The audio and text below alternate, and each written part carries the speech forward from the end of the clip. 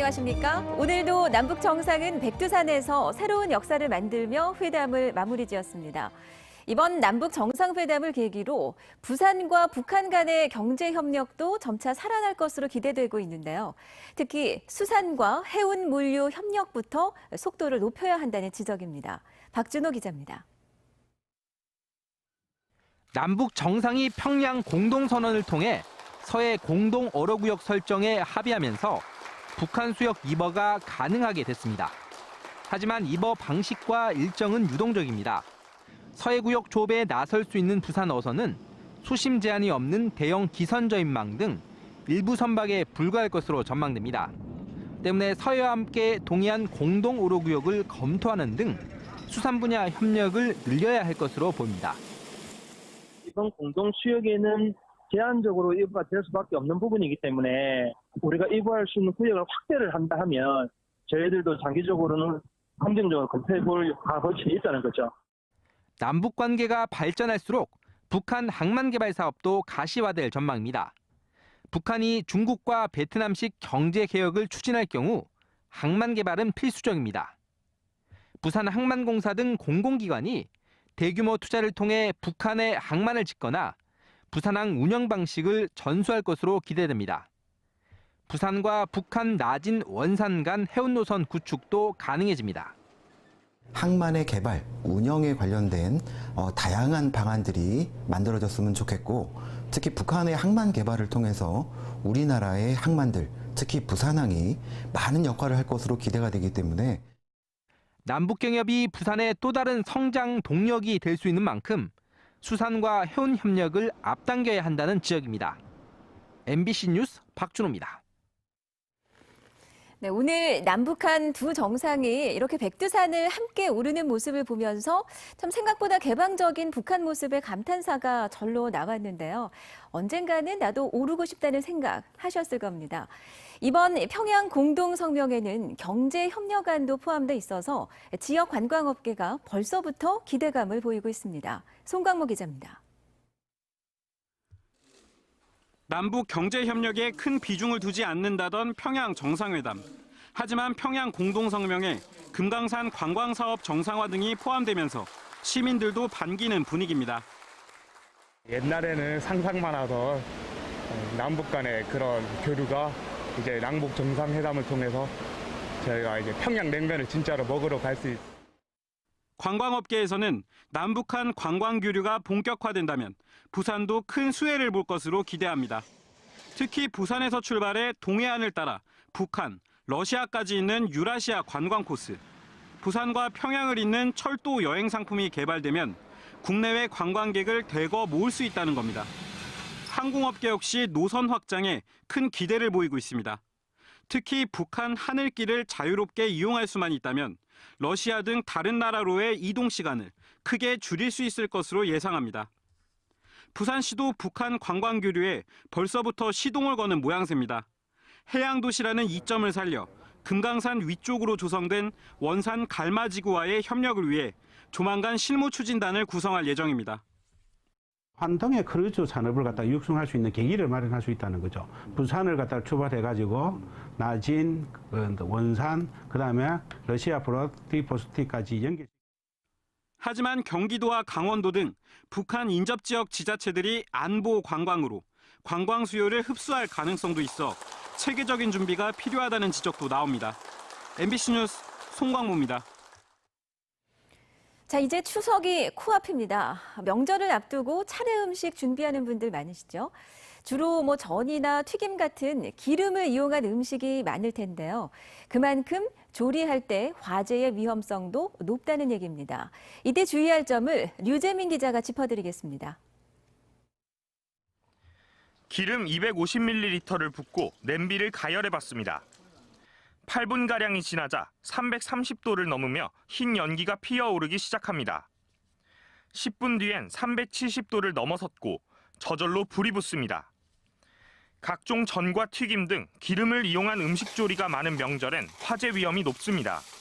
기름이 튀기도 하고 튀김하다 보면 기름이 튀어서 음식하는 사람들도 화재를 입을 수도 있지만 높은 온도로 끓다 보면 위험하죠.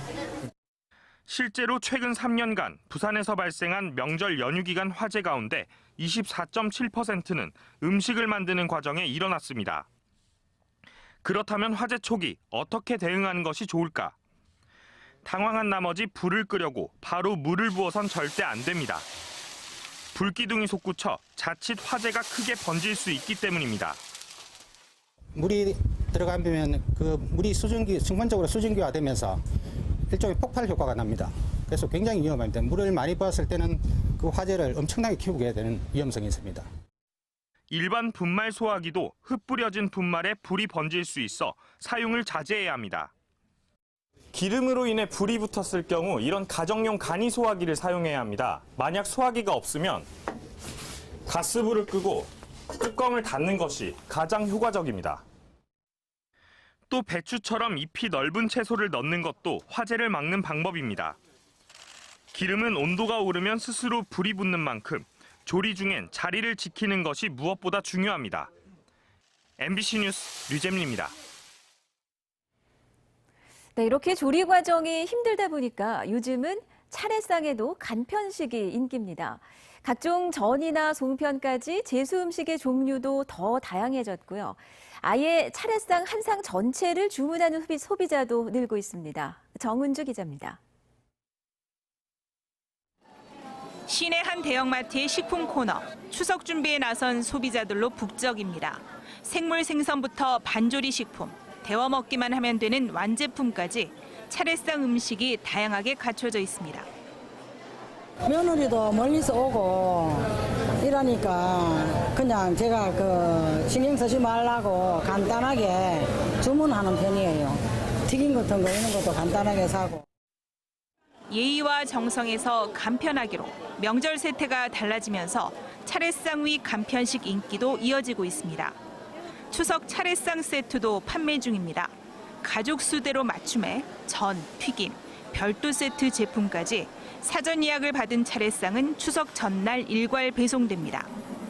전, 생선, 튀김, 탕까지 포함된 제품을 데워서 차례상에 그대로 옮겨놓기만 하면 됩니다. 차례상 주문 예약은 매년 20에서 30%의 높은 매출 신장세를 보이고 있으며 주로 차례상을 차려야 하는 40대 이상의 중장년층 고객이 줄을 이루며 특히 한번 구매하신 분들의 많은 재구매가 일어나고 있습니다. 이 대형마트의 경우 송편, 동태전 등 제수 음식 종류만 40여 종으로 4년 전에 비해 그 종류와 매출 모두 3배 이상 늘었습니다. 처음 이 상품이 나왔을 때는 저도 솔직히 고객의 입장으로서 이런 상품이 나갈까라는 생각을 많이 했는데 지금은 고객들도 많이 찾으시고요. 그리고 물량이 좀 많이 부족한. 일부 업체에서는 홈페이지나 앱을 통해 추석 차례상 주문을 받기도 합니다. 명절 음식을 어떻게 사 먹냐는 말 대신 간편하게 조금씩만 해 먹자는 말이 더 익숙한 요즘입니다. 달라진 세태에 맞게 간편식, 특히 제수용 음식 시장도 발빠르게 변화해가며 성장하고 있습니다. MBC 뉴스 정은주입니다. 부산사회복지공동모금회는 추석 명절을 앞둔 오늘 부산 진구관 내 저소득 주민 1,284가구에 가구당 5만 원씩 모두 6,420만 원의 명절 지원금을 지급했습니다. 또 고시원과 쪽방을 돌며 홀로 사는 노인 등 60가구에 180만 원 상당의 추석 선물을 전달했습니다. 오늘 이현승 의원 주관으로 열린 부산시 조정대상지역 해제를 위한 간담회에서 국토교통부는 이문기 주택토지실장은 부산시의 조정대상지역 해제를 긍정적으로 검토 중이라고 밝혔습니다. 국토부는 현재 시장 모니터링을 통해 부동산 가격 동향을 면밀히 파악 중이라며 과열의 우려가 없다는 판단이 들면 조치를 취할 것이란 입장을 내놨습니다. 그러나 정부의 정책 기조가 투기 수요에 대한 억제인 만큼 주택시장의 안정화가 우선이라고 덧붙였습니다. 산성터널 금정구 접속도로 구간 공사로 장전 초등학교 학생들의 등굣길이 위험에 노출된다는 지적이 나왔습니다. 부산시는 오늘 장전 초등학교 관계자와 학부모 대표들과 대책회의를 갖고 내년 9월로 예정된 접속도로 준공에 앞서 학생들이 안전하게 등교할 수 있도록 다음 달까지 보행로를 우선 설치하겠다고 밝혔습니다. 학부모들은 통학로에 대한 추가 안전대책 마련과 포장 공사를 조속히 마무리해달라고 요청했습니다. 부산 MBC가 재개발 사업의 용적률 부풀리기 실태를 집중 보도한 이후 부산시가 정비계획의 경미한 변경도 도시계획위원회에 재심의를 받도록 했습니다. 부산시는 오늘 도시계획위원회를 열어 그동안 구군청에서 무분별하게 승인해온 경미한 변경을 앞으로는 부산시 도시계획위원회에 재심의를 거쳐 결정하기로 했습니다. 지난 7월 부산 MBC는 재개발 사업자들이 최초 승인된 아파트의 용적률과 높이를 무시하고 10% 미만의 경미한 변경 조항을 빌미로 수차례 계획 변경을 통해 용적률 등을 부풀려온 사실을 보도한 바 있습니다.